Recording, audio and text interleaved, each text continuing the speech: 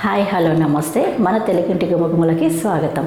ఈరోజు నేను దద్దోజనం ఎలా తయారు చేస్తానో చూపిస్తాను. దీన్ని దద్దోజనం అంటారు, లేదంటే తాలింపు పెరుగు అన్నం అంటారు, లేదంటే కర్డ్ రైస్, ఎవరి ఇష్టమైనది వాళ్ళు అనుకోవచ్చు. నేను అయితే దద్దోజనం అని మీకు చూపిస్తున్నాను. నేను ఎలా తయారు చేస్తానో అలాగే మీకు ఇప్పుడు తయారు చేసి చూపిస్తాను. రండి. స్టవ్ మీద కుక్కర్ పెట్టుకోవాలి. నేనైతే ఈ దద్దోజనానికి కుక్కర్లో తీసుకుంటున్నాను రైస్ని. నేను రైసు ఈ కప్పుతో 1 కప్పు తీసుకున్నాను రైసు. ఈ కప్పుతో రైస్ తీసుకొని దాన్ని ఒక 3-4 టైమ్స్ మంచిగా కడుక్కొని ముందుగానే రెడీ చేసి పెట్టుకున్నాను. ఈ రైస్ని ఈ కుక్కర్లో వేసుకుంటున్నాను. 1 కప్పు రైస్కి 3 కప్పులు నీళ్ళు తీసుకోవాలి.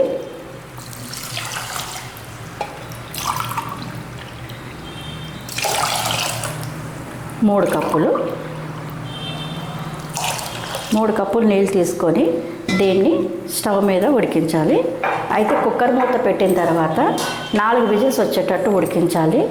4 విజిల్స్లో 1 విజిల్ అయితే హై ఫ్లేమ్ మీద రానియండి.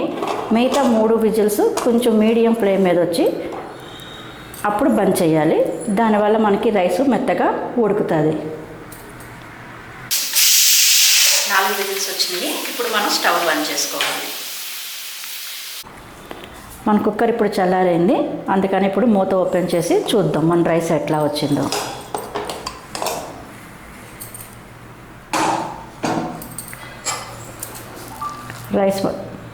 రైస్ మొత్తం ఉడికిపోయింది. కొంచెం చల్లారైన తర్వాత రైస్ని మ్యాష్ చేసుకోవాలి, కొంచెం మెత్తగా చేసుకోవాలి. అప్పుడే దద్దోజనానికి మంచిగా ఉంటుంది. మరి ఎక్కువగా కాకుండా కొంచెంగా కలుపుకోండి.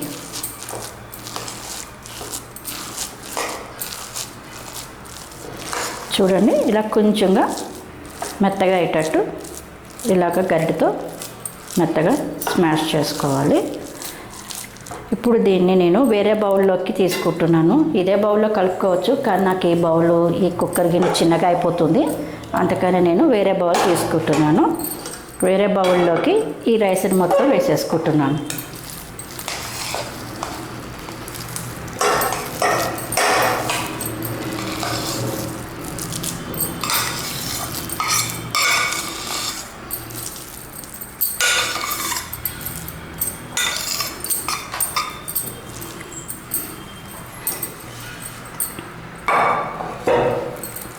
ఇప్పుడు ఈ రైస్లోకి మనం పాలు తీసుకోవాలి. ఇప్పుడు నేను ఈ కప్పు రైస్ తీసుకున్నాను కాబట్టి ఈ కప్పుతో 1.5 కప్పు పాలు తీసుకోవాలి. దీంట్లోకి నేను ఈ కప్పుతో తీసుకున్న పాలు పోసుకొని కలుపుకుంటున్నాను. First 1 cup పోసినాను. కప్పుతో పాలు పోసి ఇది మంచిగా దీంట్లో కలుపుతున్నాను.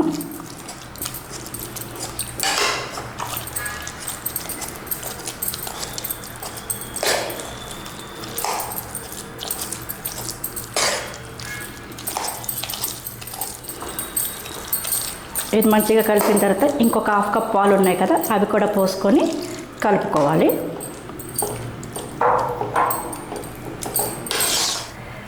ఈ పాలు వేసి ఈ రైస్ మొత్తం మంచిగా కలుపుకున్న తర్వాత అదే 1.5 కప్పు పెరుగు తీసుకొని ఈ అన్నంలోకి కలుపుకోవాలి.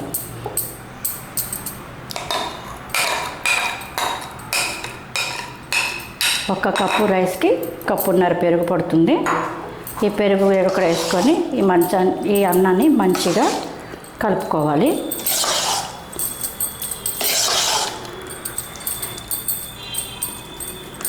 ఇప్పుడే మనము ఈ అన్నానికి తగినంత ఉప్పు వేసుకోవాలి.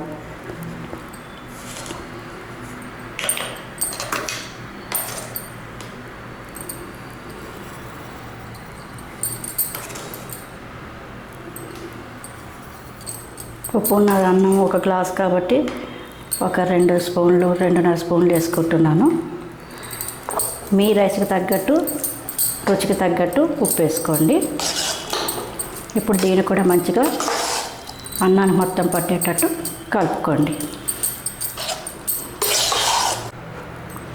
ఈ పెరుగు కూడా మంచిగా కలుపుకున్న తర్వాత ఈ బౌల్ తీసి పక్కన పెట్టుకొని ఇప్పుడు ఈ అన్నంలోకి తాలింపుని రెడీ చేసుకుందాము. తాలింపు కోసం ఎలా చేసుకోవాలో ఇప్పుడు చూపిస్తాను, చూడండి. ఈ తాలింపు కోసం నేను నేతిలో తాలింపు పెడుతున్నాను. నేతిలో కాకపోతే నూనె కూడా వేసుకోవచ్చు. నేతితో వేసుకుంటే టేస్టీగా ఉంటుందని నేను నేతితో పెడుతున్నాను. ఈ తాలింపుకి ఒక 4-5 స్పూన్ల నెయ్యి తీసుకుంటున్నాను.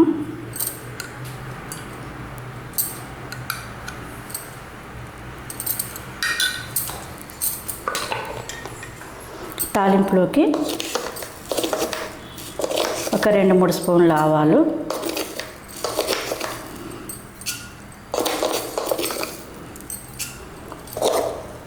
ఒక 2 స్పూన్ల జీలకర్ర, ఒక 2 స్పూన్ల పచ్చిశనగపప్పు, మినపప్పు కొంచెం ఎక్కువ వేసుకోండి. అవి వేగిన తర్వాత దద్దోజనం తినేటప్పుడు పంటికి తగిలితే మంచి టేస్టీగా ఉంటుంది. కొన్ని మిరియాలు ఎక్కువ వేసుకోకండి, ఘాటు ఎక్కువ అవుతుంది.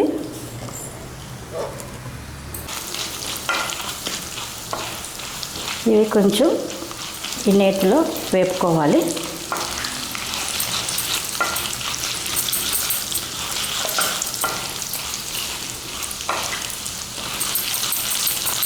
ఇవి నేతిలో కొంచెం వేగిన తర్వాత దీంట్లోకి మనం కట్ చేసి పెట్టుకున్న అల్లం ముక్కలు చిన్న ముక్కలుగా కోసుకొని అల్లం ఇందులో వేసుకోవాలి. పచ్చిమిర్చి కూడా చిన్నగా కట్ చేసుకుంటే తినడానికి వీలుగా ఉంటుంది. పెద్దవి అయితే పిల్లలు తినకుండా తీసి పక్కన పెట్టేస్తారు. అందుకే చిన్న ముక్కల కింద కోసి ఇందులో వేసుకోవాలి.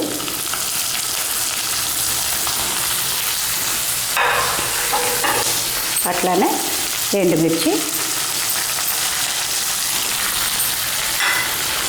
వేసి కొంచెంగా ఈ తాలింపుని వేగనివ్వాలి.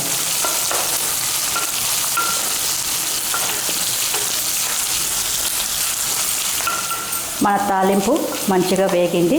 ఇప్పుడు ఇందులోకి కొద్దిగా ఇంగువ వేసుకోవాలి. ఇంగువ వేసుకుంటేనే మనకి దద్దోజనం అన్నది మంచి టేస్ట్ వస్తుంది. ఇంగువ వేసుకున్నాక ఇప్పుడే కరివేపాకు వేసుకోవాలి. కరివేపాకు ముందే వేసుకోవద్దు, వేసుకుంటే అది మాడిపోతుంది. అందుకని కరివేపాకు చివరిలో వేసిన 1 నిమిషానికే ఈ స్టవ్ని బంద్ చేసుకోవాలి. ఈ తాలింపుని మొత్తం ఈ రైస్లోకి తీసుకోవాలి. ఈ తాలింపు వేసి మొత్తం ఈ తాలింపు అంతా ఈ అన్నానికి పట్టేటట్టుగా మంచిగా కలుపుకోవాలి. మొత్తం ఈ తాలింపు అంతా ఈ అన్నానికి మంచిగా పట్టింది. ఇప్పుడు మనం కొంచెం కొత్తిమీర వేసుకోవాలి.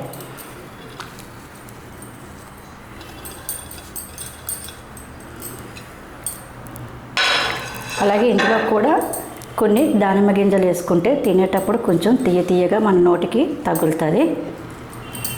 పిల్లలు కూడా ఇష్టంగా తినగలుగుతారు. ఇలా చేసుకున్న దద్దోజనం చాలా రుచికరంగా ఉంటుంది. పెరుగన్నం తినని వాళ్ళు కూడా ఈ దద్దోజనాన్ని చాలా మంచిగా తింటారు. మా పెద్ద బాబు కూడా పెరుగన్నం తినడు. బాబు పెరుగన్నం తినడు కాబట్టి మేము ఇలా దద్దోజనం చేసి పెడతాము. దద్దోజనం అయితే తింటాడు బాబు. ఎవరింట్లో కూడా ఎవరైనా పెరుగు అన్నం తినని పిల్లలు ఉంటే కనుక ఆ పిల్లలకి ఇలాగా దద్దోజనం చేసి పెట్టండి. ఆ పిల్లలు మంచిగా తింటారు. ఎందుకంటే దీంట్లో ఈ పప్పులు అవన్నీ తగులితే వాళ్ళు తినేటప్పుడు ఈ దానిమ్మ గింజలు తీయగా ఉంటాయి. అందుకే పిల్లలు చాలా ఇష్టంగా ఈ పెరుగన్నం తింటారు.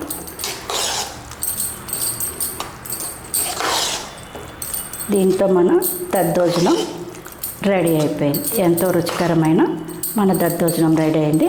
దీన్ని మనం బౌల్లోకి తీసుకొని సర్వ్ చేసుకోవడమే.